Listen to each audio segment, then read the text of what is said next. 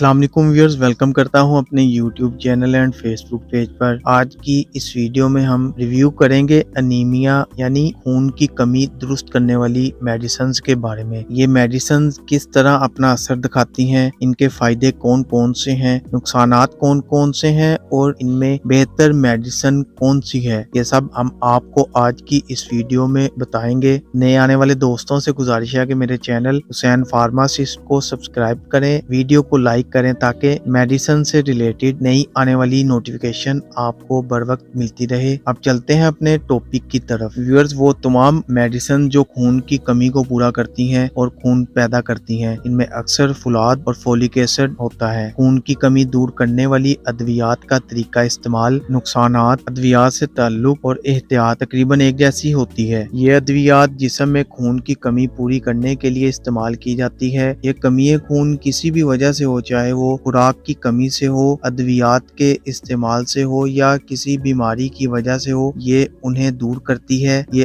अद्वियात खून के बनने के अमल में हिस्सा लेते हैं और इस निज़ाम को बेहतर करके खून पैदा करती हैं। ये RDC और HB की कमी दूर कर सकती हैं। इनको हदायत के मुताबिक मुनासिब वक्त तक इस्तेमाल कराने से नताइज हासिल होते हैं। इन अद्वियात के बहुत से फायदे हैं लेकिन इनके चंद नुकसानात भी हैं। ये मेडिसिन निज़ाम